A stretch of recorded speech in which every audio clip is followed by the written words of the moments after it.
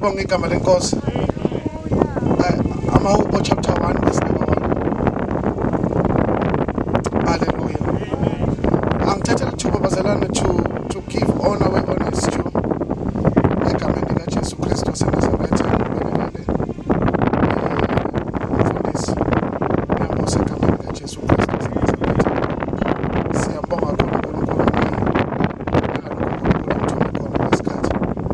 egameni lika Jesu. Mfundisi thathi kancane ukuthini kwenza egameni lika Jesu Kristu waseNazaretha nomndeni wakho wonke. Siyawubingelela bazalwane kwelihle igama lomfeletu Jesu Kristu waseNazaretha. Simshayele izandla ezinkulu egameni lika Jesu. Haleluya. Angibingeleleke nengcebo zonke ezenkosi ezikhona la. Siyabingelela kakhulu bazalwane. Siyabonga kakhulu uNkulunkulu ukuthi ey'nsukwini zokugcina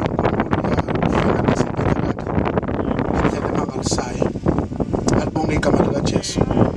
Siyabonga kakhulu, siyakuhlonipha kakhulu futhi lokho igama lika Jesu. Ibandla lonke elingcwele ngiyabingelela egameni lika Jesu. Haleluya. Ngicela sithandazele phekwa la mazwi bazalwane. Mahubo chapter 1 verse number 1 kuya verse number 3. Nami ngibeka ukuthi inkosi ekubekele bese siyathandaza egameni lika Jesu. Amen.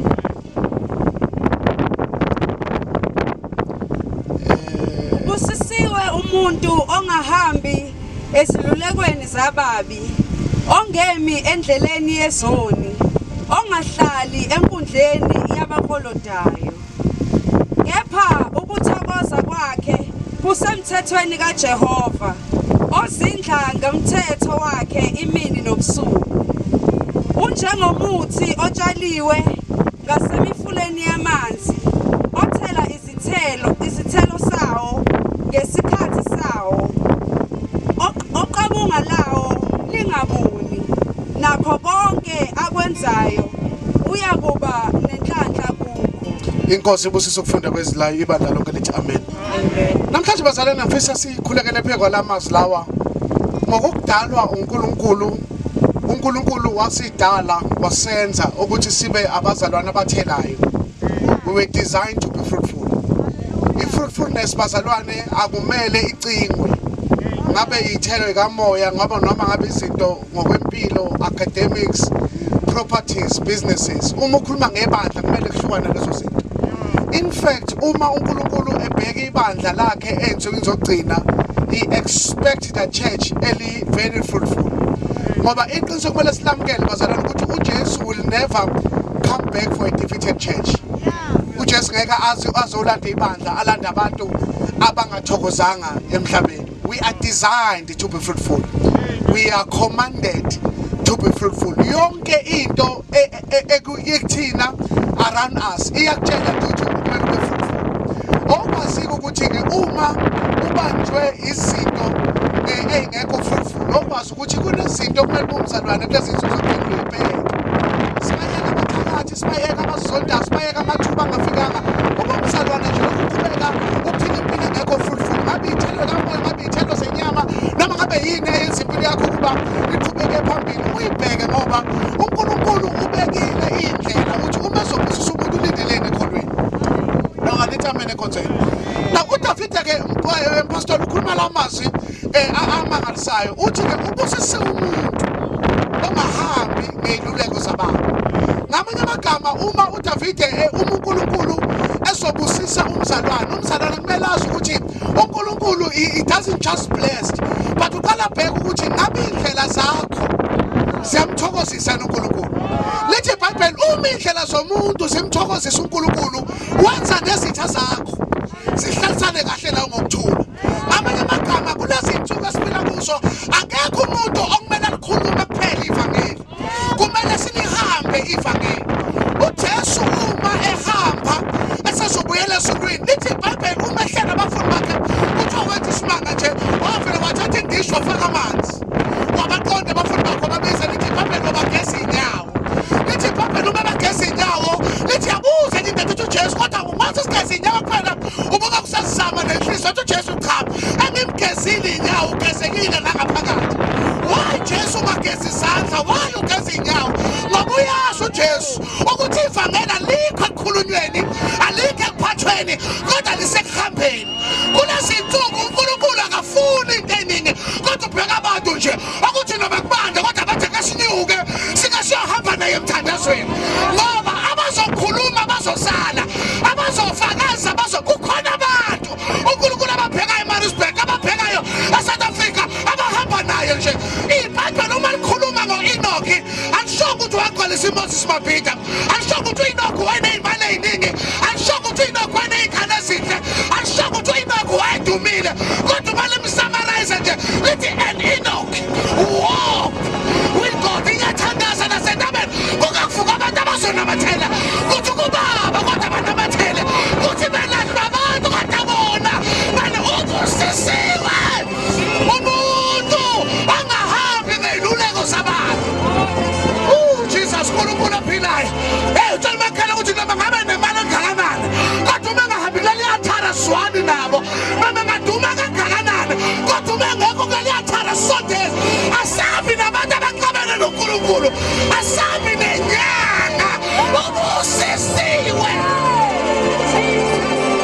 Utshela umakhala ubusisiwe umuntu othi noma ikhona ithenda kodwa engahambi ngey'luleko zabantu, athi noma ukhona umsebenzi kodwa engahambi ngendlela zababi ngoba it's not about getting it. Umbuzo uthi uhamba nobani la uhamba naye awuxabananga yini ngoba kukhona ukuthola into bese uxabana nalawo ahamba naye. Mayingcwele uma into ungayifuni nami angiyifuni, uma into ungayidini nami ubusisiwe. Asingacompromise ngenza kwethu. uJesu uyabuya nokufa kukhona akufika kodwa ngihamba naye nje noma imali ingasafikanga kuyo kodwa ngihambe naye. Ube khunjulwa mina kuthwala mama nababa wahamba. Usisi umuntu manje abaselana siyabashumeza enkonzweni ngoLwesibili bashunyezwe emsebenzini, siyabashumeza enkonzweni baphinde bakhawuntele nakuFacebook. Hayi ubusisi umuntu uma babi behamba bathi cha ngoba nifikanga esiphambanweni angikwazi noma ngabe impilo abayiphilayo uyayithanda kanti ubheka ukuthi uma ngoba kwenze uhambe nabantu uluze uNkulunkulu. Usisi umuntu ebazana kunama-platform anemali kodwa uqala ubheka ukuthi ungatholi imali ulahlekelwe kuye ngoba komsiza ngani umuntu ukuzuza izwe lonke. Kodwa wabaselwane phela egcineni siye ekhaya, egcineni ubadlula bonke ubukhazikhazi siyoma phambi kwesihlalo soNkulunkulu. Manje angifuni ukulahlekelwa nguye ngenxa yezinto. Njalo makhanda ubusiwe umuntu othi noma kunzima kodwa ahambe naye. Ubusise umuntu othi noma edivosiwe kodwa abonakale enkonzweni bathi kuhamba naye, athi noma uphelile umsebenzi kodwa athi akaphelile uNkulunkulu. Ubusisiwe umuntu athi noma ekhula athi treatment kodwa behamba naye. Uyinakho wahamba ushabaya asabheni noma ngasavumi asincane kanza kwethu ithemba lenkazimulo lisilindile uJesu usilindile masinyane uzovela bafika. Ubusisiwe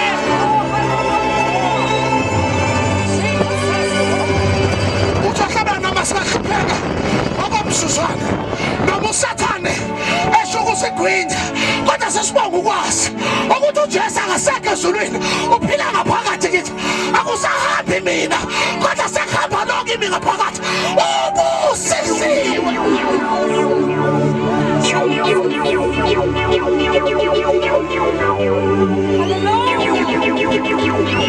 wabazalwa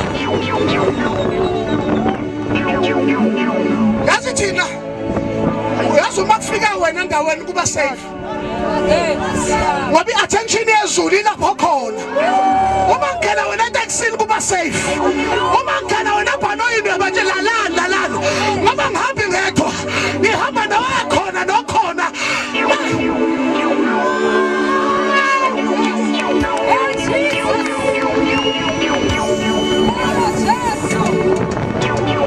Yabazi kumnandi pastor, yabazi kumnandi ukuthi ethi uNkulunkulu abekunyawo nawe ubulibeka.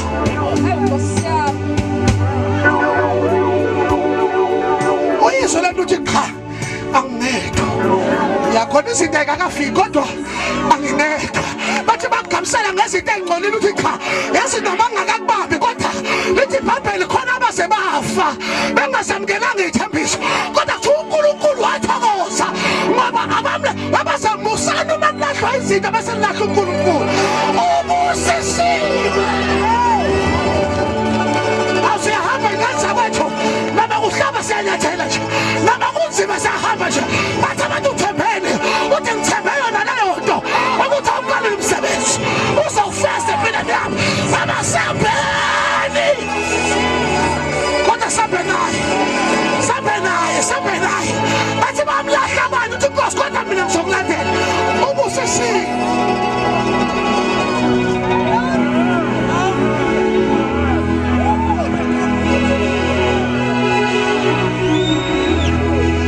izinto eziyokhipha abantu ngey'nsuku zokugcina. Number 1, uyigada indlala kulezi nsuku. Ukulamba kwenza ukuthi izinto engadliwa, kwenza ukhothama endaweni ongakhothana kuzo. Before u-enjoy qala ucabange ukuthi ngeke ngilahlekele yini lengihamba naye.